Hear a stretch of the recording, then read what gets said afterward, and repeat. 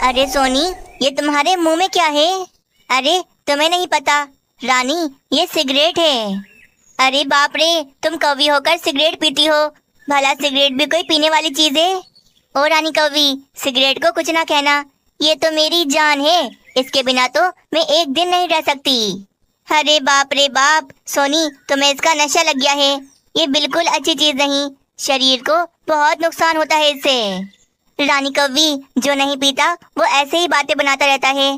पता है, मैं पिछले 5 सालों से ये सिगरेट पी रही हूँ। देख लो, बिल्कुल फिट फाट हूँ मैं।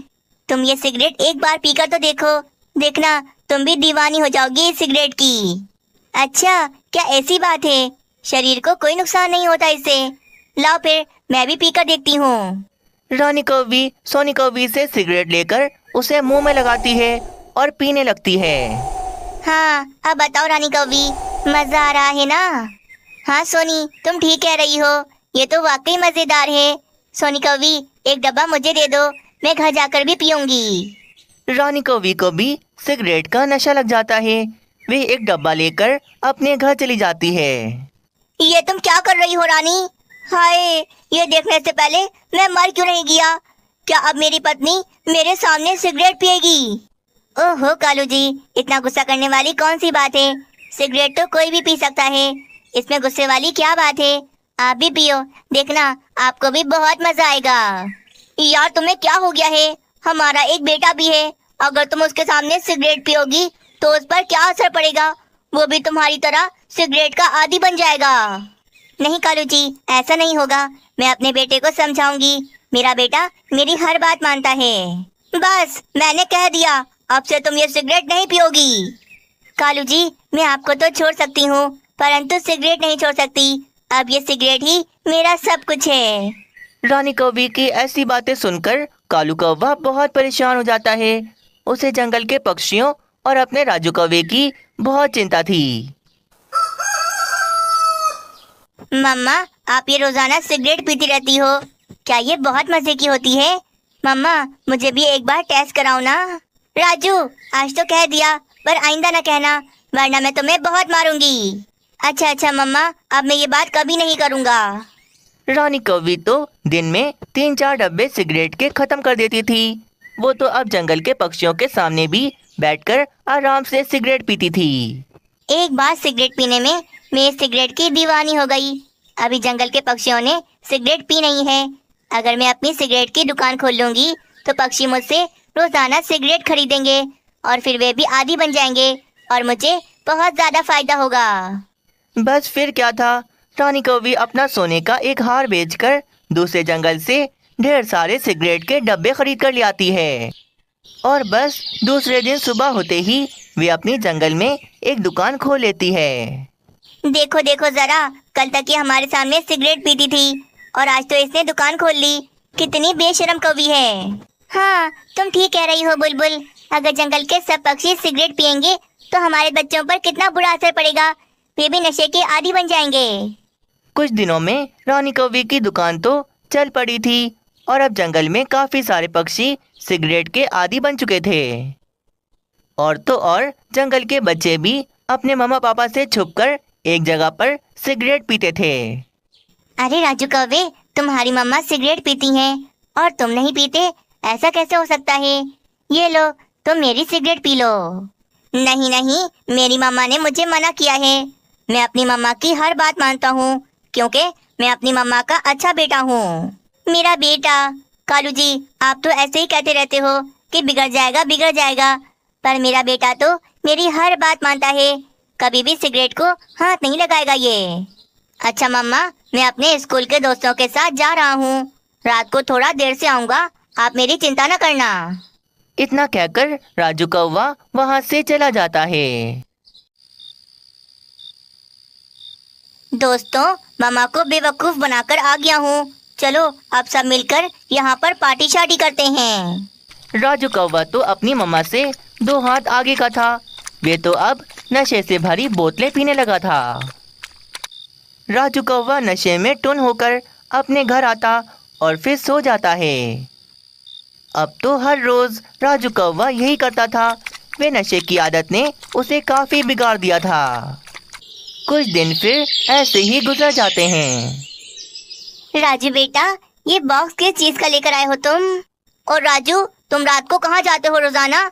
तुमसे कितनी बार कहा है मैंने कि रात को घर में रहा करो, परंतु अपनी मम्मा की तरह तुम भी मेरी बात नहीं मानते। ओ रानी, तुमने मेरे बेटे को पूरी तरह से बिगाड़ दिया। क्या हो गया है कालू जी, हर समय चीखते रहते हो? मेरा बेटा बहुत अच्छा है, मुझे यकीन है इस पर, ये कभी कोई गलत काम नहीं करेगा। बाबा, मैं आपका बेटा हूँ, मैं कभी कोई गलत काम नहीं करूँगा। ये डब्बे तो मेरे दोस्त के हैं, इसमें बहुत सारे फूल हैं। आज रात में इसे अपने घर में रखूंगा, कल मेरा दोस्त ये डब्बे आकर ले जाएगा। हाँ हाँ बेटा, रख लो, बॉक्स ही तो है, इसमें क्या। हाँ, शुक्र है बाबा को शक नहीं हुआ और बाबा ने इन डब्बों को खोलकर नहीं देखा, वरना बाबा को पता लग जाता कि इन डब्बों में फूल नहीं बल्कि नशे की बोतलें हैं। रात हो जाती है। जंगल के सब पक्षी सो रहे थे, परंतु राजू कौवे को नींद नहीं आ रही थी। तभी अचानक घर के दरवाजे पर जोर जोर से दस्तक होती है। हाय रे कालू जी, इस समय कौन आ गया? पता नहीं कौन आया होगा इतनी रात को।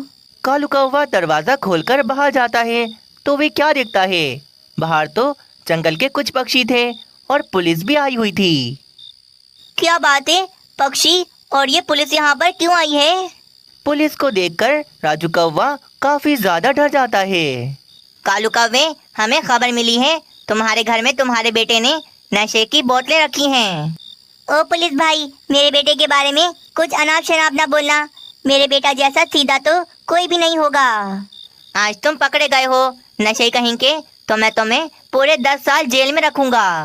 कहा ना मैंने आपको, मेरे बेटे ने कुछ गलत नहीं किया, इस पर इल्जाम न लगाओ। तुम चुप क्यों हो राजू, बताओ ना, क्या ये सच है? बाबा, ये सच है, घर में जो डब्बे पड़े हैं उनमें फूल नहीं बल्कि उनमें नशे की बोतलें हैं। अच्छा, तो अभी हम जाकर चेक करते हैं। थोड़ी देर में जब उन डब्बों को खोलकर देखा जाता है तो वाकई में उन डब्बों में तो नशे की बोतलें रखी हुई थीं। ये क्या है शातिर कौवी, तुम्हारा बेटा नशा तो करता ही है पर साथ ही नशे की बोतलें बेचता भी है। इतने बड़े जुर्म के लिए तुम्हारे बेटे को पूरे 10 साल कैद रखूंगा मैं। राजू कौवे, ये क्या किया तुमने? तुमने तो कहा था ना इस डब्बे में फूल हैं, तो ये नशे की बोतलें कहाँ से आ गईं? मम्मा मुझे माफ कर दो, परंतु मैं पार्टी शार्टी के बिना नहीं रह सकता, मुझे इसकी आदत हो गई है अब। देखा रानी, ये सब तुम्हारी वजह से हुआ है, नशे का आदी बना दिया तुमने। ना तुम सिगरेट पीती और ना तुम्हारा बेटा ये हरकत करता। राजू कौवे को पुलिस अपनी गाड़ी में बिठाकर ले जाती है। रानी कौवी बहुत पछताती है, वे सिगरेट की पूरी दुकान को आग से जला देती है। रानी कौवी को इस तरह अपनी गलती की सजा मिलती है। जंगल में बरसात का मौसम आने ही वाला था, जिस कारण जंगल में गर्मी बढ़ती ही जा रही थी। सब पक्षी बरसात आने से पहले भोजन इकट्ठा करने के लिए यहाँ वहाँ भटक रहे थे। हाय, कितनी गर्मी हो रही है, एक पत्ता भी नहीं हिल रहा। कब होंगी ये बारिशें? गर्मी की वजह से सांस लेना भी मुश्किल हो गया है। ऊपर से तोती ने मुझे भोजन ढूंढने पर लगा दिया, खुद तो बैठी होगी मजे से हवा में। तभी वहाँ से बूढ़ी चिड़िया गुजर रही थी। वे भारी भारी बोरियां उठाकर बड़ी मुश्किलों से उड़ रही थी। अरे बेटा तोते, जरा मेरी सहायता तो करो। कैसी सहायता चाहिए आपको माँ जी, मैं क्या करूँ? मैं दूसरे जंगल में रहती थी, परंतु उस जंगल के पक्षियों ने मेरे साथ बहुत बुरा किया। मैं बूढ़ी क्या हो गई, इसी वजह से पक्षियों ने मुझे बोझ समझ के जंगल से ही निकाल दिया। मैं अपना सामान बांध के इस जंगल में आ गई। बेटा, मेरे पास घर नहीं है, क्या तुम बरसात के मौसम तक मुझे अपने घर में रख सकते हो? ओ माँ जी, अपनी दुख भरी कहानी सुनाकर ये मत समझना कि मेरा दिल पिघल जाएगा। वैसे ही बरसात के मौसम की वजह से मैं बहुत परेशान हूँ, ऊपर से यहाँ मेरा दिमाग खाने आ गई। चलो चलो निकलो यहाँ से, दूसरे जंगल के पक्षियों ने निकाल दिया तो हमारे जंगल में रहने आ गई। हमारा जंगल क्या मुफ्त का है? अरे अरे बेटा, नाराज क्यों होते हो? तुम मुझे ऐसे ही मना कर देते तो मैं चली जाती, इतनी बातें सुनाने की क्या जरूरत थी? बूढ़ी चिड़िया उदास होकर अपनी बोरियां उठाकर वहाँ से आगे चली जाती है। बोरियों का वजन काफी भारी था, बूढ़ी चिड़िया ठीक से उड़ नहीं पा रही थी।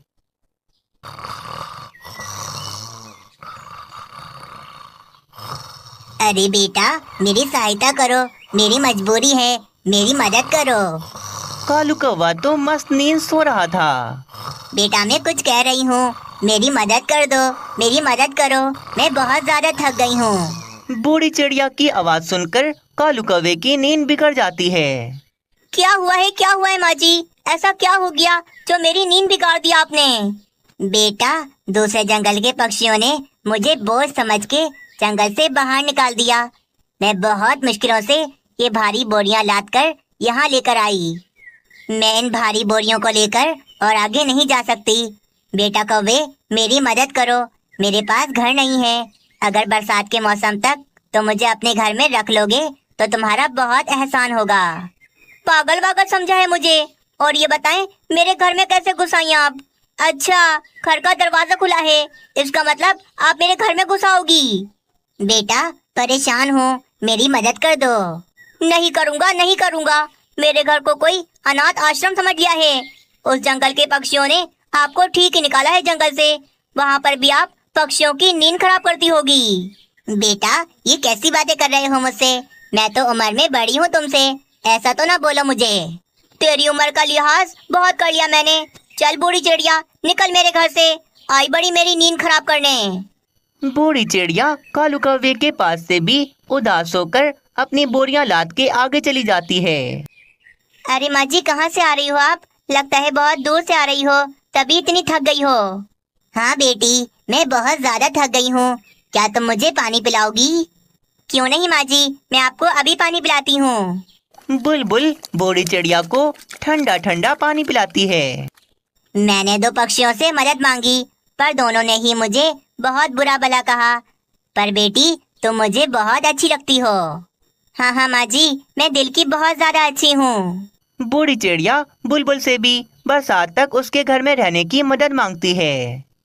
लो जी, उंगली पकड़ाओ तो हाथ पकड़ लेते हैं लोग। माँ जी, मैं इतनी भी अच्छी नहीं कि अपने घर में जगह दे दूँ। चलो चलो, पानी पी लिया ना, अब जाओ यहाँ से। बूढ़ी चिड़िया बुलबुल की असलियत भी जान जाती है और वे वहाँ से भी चली जाती है।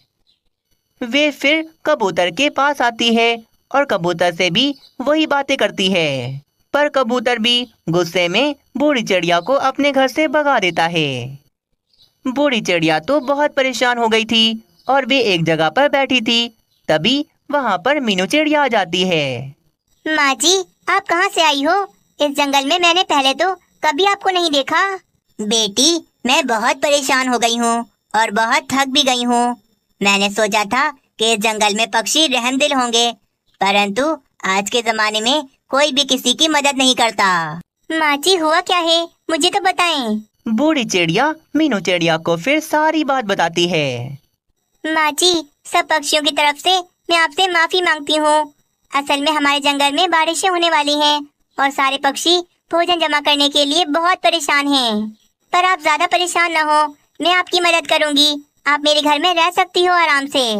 मीनू चिड़िया बूढ़ी चिड़िया की दोनों भारी बोरियां उठाकर बूढ़ी चिड़िया को अपने घर ले जाती है। ये ले माँ जी, भोजन खा लें, फिर आप आराम से सो जाना। दूसरे जंगल से यहाँ पर आकर बहुत थक गई होंगी ना आप। बेटा, तुम्हारा बहुत बहुत शुक्रिया, तुम वाकई में बहुत ज्यादा अच्छी हो। मीनू चिड़िया बूढ़ी चिड़िया का बहुत ज्यादा ख्याल रखती है। बूढ़ी चिड़िया भी मीनू चिड़िया के घर में रहकर बहुत ज्यादा खुश हो रही थी। कुछ दिन फिर ऐसे ही बीत जाते हैं। अचानक एक दिन जोरदार बारिशें शुरू हो जाती हैं। हाय रे कालू जी, घर में जितना भी भोजन था सब खत्म हो गया। अब हम क्या खाएंगे? मुझे तो बहुत भूख भी लग रही है। जाए ना, जाकर मेरे लिए भोजन ढूंढ कर लाएं। ओ रानी, मैं भी तुम्हारी तरह का एक आम पक्षी हूँ। पागल वागल समझा है मुझे। इतनी तेज बारिश में मैं तुम्हारे लिए भोजन कहाँ ढूंढता फिरूंगा? कुछ भी करें, मैं नहीं जानती। जाए जाकर मेरे लिए भोजन ढूंढ कर लाएं, वरना मैं भूख से मर जाऊंगी। वैसे ठीक कह रही हो, मर तो मैं भी जाऊंगा। भूख बहुत लगी है मुझे भी, पर क्या करूं, भोजन कहाँ से लाऊं? वहीं जंगल में बाकी पक्षी भी भोजन के लिए बहुत ज्यादा परेशान हो रहे थे। पक्षी करते तो क्या करते, तेज बारिश में ही पक्षी भोजन की तलाश में अपने घरों से बाहर निकल जाते हैं। लगता है तुम पक्षी भी भोजन के लिए परेशान हो, वरना इतनी तेज बारिश में अपने घरों से कौन बाहर आता है। हाँ कबूतर, भोजन तो ढूंढना ही पड़ेगा ना। काश हम बरसात से पहले ही भोजन ढूंढकर जमा कर लेते, तो हमें आज ये परेशानी न होती। अरे हम सब पक्षी तो भोजन की वजह से परेशान होकर अपने घरों से बाहर आ गए, परंतु ये मीनू चिड़िया क्या कर रही है अपने घर में? मुझे लगता है उसके पास भोजन होगा, तभी वे अपने घर में आराम से बैठी है। नहीं नहीं, ऐसा नहीं हो सकता। जरूर मीनू चिड़िया भी भोजन के लिए बहुत परेशान होगी। चलो चलो पक्षियों, फिर मीनू चिड़िया के घर पर ही जाकर पता करते हैं। सारे पक्षी मीनू चिड़िया के घर की तरफ चले जाते हैं। घर के अंदर आते ही सारे पक्षियों की आंखें तो फटी की फटी रह जाती हैं, क्योंकि मीनू चिड़िया के घर में ढेर सारा अनाज था और काफी सारे फल भी। ओए मीनू चिड़िया, इतना सारा भोजन तुमने कैसे जमा कर लिया? तोते, ये मेरा भोजन नहीं है, ये तो माँ जी का भोजन है। माँ जी दूसरे जंगल से जो बोरियां लाद कर लेकर आई थी, उन बोरियों में ये सारा भोजन था। क्या वाकई? मीनू चिड़िया, फिर तो तुम्हारे मजे आ गए। अगर मुझे पता होता कि माँ जी के पास इतना सारा भोजन है, तो मैं माँ जी को कब का अपने घर में रख लेता। अरे तुमसे पहले मैं रख लेता, क्योंकि बोरी चिड़िया पहले मेरे पास आई थी। माँ जी, अगर आप मुझे पहले ही बता देती कि आपके इन बोरियों में ढेर सारा भोजन है, तो मैं आपको क्यों मना करती, क्यों आपको इतनी बातें सुनाती, आपको अपने घर में न रख लेती मैं।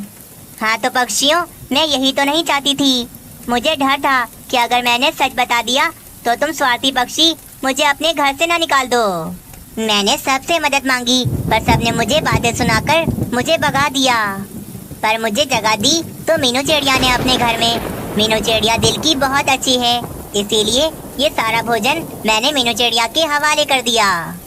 पक्षियों, मुझे तो लगा था इन बोरियों में माँ जी का कोई अपना सामान होगा। मैंने लालच नहीं की और मुझे इतना बड़ा फल मिल गया। आज तुम सब पक्षी परेशान हो और बारिश में आराम से अपने घर में नहीं बैठ सकते। ये सारी बातें सुनकर वे सब पक्षी बहुत ज्यादा शर्मिंदा थे। माफ कर दो माँ जी, हमने अपने स्वार्थ का सोचा, हमारी यही सजा है। चलो पक्षियों, चलते हैं यहाँ से। सारे पक्षी जाने लगते हैं, परंतु बूढ़ी चिड़िया उन्हें रोक लेती है। रुक जाओ पक्षियों, तुम सबको अपनी गलती का एहसास हो गया है और मैं कोई फतर दिल चिड़िया नहीं हूँ जो तुम सबको सजा दूंगी। जाओ, सब अपने अपने परिवार के लिए थोड़ा थोड़ा भोजन ले जाओ। सारे पक्षी खुश हो जाते हैं और फिर एक एक करके पक्षी थोड़ा थोड़ा भोजन लेकर अपने घर को जा रहे थे। प्यारे दोस्तों, इस कहानी से हमें ये सीख मिलती है कि हमें हमेशा दूसरों की मदद करनी चाहिए, पर अपने बिना किसी स्वार्थ के।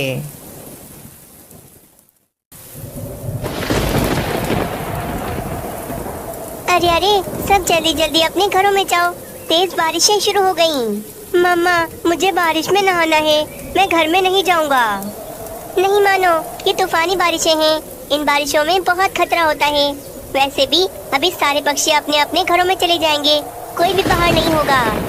मीनू चिड़िया फिर मानो चिड़े को लेकर घर में आ जाती है और उधर सब पक्षी भी अपने अपने घरों में आकर घरों के दरवाजे अंदर से बंद कर लेते हैं।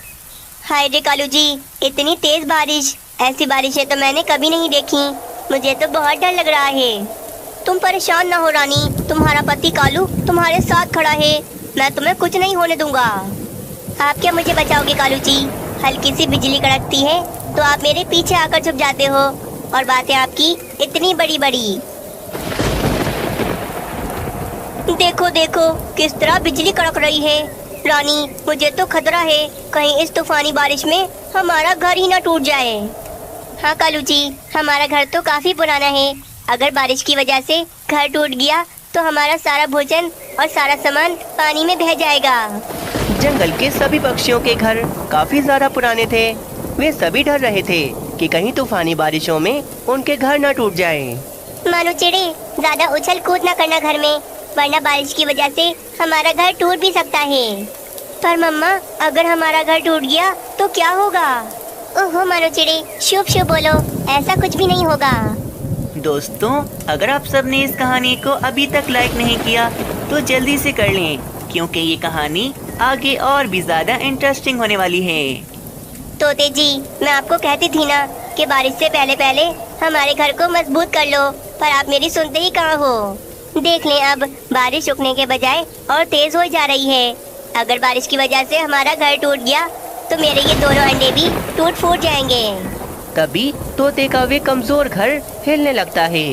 अरे अरे तोती, हमारा घर क्यों हिल रहा है? तभी अचानक तेज हवा की वजह से तोते का घर नीचे गिर जाता है और बुरी तरह से टूट फूट जाता है। तोते जी, मेरे अंडे टूट गए। मेरे बच्चे अंडों से बाहर आने से पहले ही मर गए। अरे बाप रे, ये कैसा संकट आ गया हम पर। इस तूफानी बारिश ने तो हमसे हमारे बच्चे ही छीन लिए। बारिश तो और ज्यादा तेज हो जा रही थी। पूरे वातावरण में बस बिजली के कड़कने की आवाज फैली हुई थी। तूफानी बारिशों की वजह से कालू कौवे और मीनू चिड़िया का घर भी नीचे गिरकर पूरी तरह से टूट फूट जाता है। हाय रे, मेरी तो कमर टूट गई। कालू जी, घर की छत मुझ पर गिर गई, मुझे निकालो यहाँ से। कालू कौवा फिर जल्दी से रानी कौवी को पकड़कर बाहर निकालता है। ये बारिशें तो रुकने का नाम ही नहीं ले रही। बारिश की वजह से हम तो बेघर हो गए। मम्मा, मुझे बहुत ठंड लग रही है। बारिश का पानी बहुत ज्यादा ठंडा है। तूफानी बारिशों की वजह से सब पक्षी परेशान थे, क्योंकि आहिस्ता आहिस्ता सभी पक्षियों के घर बुरी तरह से टूट फूट गए थे। घर टूटने के साथ साथ पक्षियों का सारा अनाज भी पानी में डूब गया था। पक्षियों, अब हम कहाँ रहेंगे? इस ठंडी बारिश में तो हम सब बीमार हो जाएंगे। हमें अपने लिए कोई जगह ढूंढनी होगी। बिल्कुल ठीक कह रही हो। ये समय घर टूटने के अफसोस का नहीं, बल्कि हमें बारिश से बचने के लिए कोई बंद जगह ढूंढनी होगी। हाँ, चलो पक्षियों, कोई घना पेड़ ढूंढते हैं जो हमें बारिश से बचा ले। सारे पक्षी फिर जंगल में कोई घना पेड़ ढूंढने लग जाते हैं। हम सब बारिश के रुकने तक इस घने पेड़ के नीचे रह सकते हैं। इसके बड़े पत्तों की वजह से बारिश का पानी हम तक नहीं पहुंचेगा। हाँ तोते, और कोई उपाय भी तो नहीं है। हम सब इसी पेड़ के नीचे बैठे रहते हैं। वे तूफानी बारिश तो पूरे 2 दिनों से लगातार होती ही जा रही थी। बेचारे वे सब भूखे प्यासे पक्षी बहुत ज्यादा परेशान थे। फिर शाम तक बारिशें रुक जाती हैं, सभी बादल चले जाते हैं और आसमान खुल जाता है। बारिश ने तो हमें बर्बाद कर दिया। 2 दिनों से भूखा हूँ, मैं तो अब उड़ भी नहीं सकता। एक रास्ता है पक्षियों, हम सब पक्षी मिट्टू महाराज से मदद मांगते हैं। वे हमारी मदद जरूर करेंगे। मीनू चिड़िया की बात सुनकर सारे पक्षी हिम्मत करके मिट्टू महाराज के महल चले जाते हैं। पक्षियों, मुझे बहुत दुख हुआ। मैंने दूसरे जंगल से भोजन मंगवाया था, पर वे बारिश की वजह से हमारे जंगल ना पहुंच सका। मेरे पास सिर्फ गंदम की एक बोरी पड़ी है जो मैं तुम सबको दे सकता हूँ। फिर महाराज का सैनिक पक्षियों को वे बोरी लाकर दे देता है। शुक्र है, मिट्टू महाराज की वजह से हमें थोड़ा तो भोजन मिल गया। पक्षियों, ये गंदम की बोरी मैं मिट्टू महाराज से मांग कर लाया हूँ, इसीलिए ये पूरी बोरी मेरी है। ये तुम क्या बोल रहे हो कालू कौवे? मैं भी तो गया था तुम्हारे साथ। इस बोरी पर मेरा भी हक है। क्या हो गया है? अपना अपना क्यों कर रहे हो? मिट्टू महाराज ने ये बोरी हम सबको दी है। हम सब खाएंगे ये भोजन। तुम सब जो भी कहो, पर ये बोरी मेरी है। मैं ये बोरी किसी को भी नहीं दूंगा। मैंने अपने अंडे खोए हैं और अपने अपनी पत्नी को भूखा नहीं मार सकता, इसीलिए ये बोरी मेरी है। कालू कौवा और तोता दोनों एक दूसरे से वे बोरी छीन रहे थे। अरे अरे, ऐसा ना करो, भोजन पर ना लड़ो। लालच करोगे तो किसी को कुछ नहीं मिलने वाला। एक तरफ से तोता वे गंदम की बोरी खींच रहा था, तो दूसरी ओर कालू कौवा उस बोरी को अपनी तरफ खींच रहा था।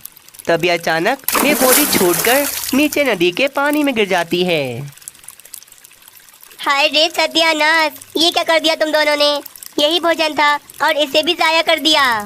अरे रे, ये क्या हो गया मुझसे? ये भोजन ही आखिरी सहारा था, अब तो हम मर जाएंगे। क्या मिला तुम दोनों को इस तरह लड़ाई करके? अगर सब पक्षी मिल बांटकर भोजन खाते तो सभी के पेट भर जाते। तुम दोनों की लड़ाई की वजह से सब पक्षी अब भूखे मरेंगे। कम से कम हम पक्षियों का तो सोच लेते। माफ कर दो पक्षियों, मैंने लालच की वजह से अपने साथ साथ तुम पक्षियों को भी भूखा मार दिया। मुझे भी माफ कर दो पक्षियों, मैंने भी लालच की वजह से तुम पक्षियों के साथ बहुत बुरा किया। तभी एक गाड़ी पर मिठू महाराज की मंगाई हुई वे सारी भोजन की बोरियां आ जाती हैं जो बारिश की वजह से नहीं आ पा रही थी। पक्षियों, भोजन आ गया दूसरे जंगल से। बारिश की वजह से जो भोजन नहीं आ पा रहा था वो भोजन आ गया। अब तुम सब पेट भर के भोजन खाओगे।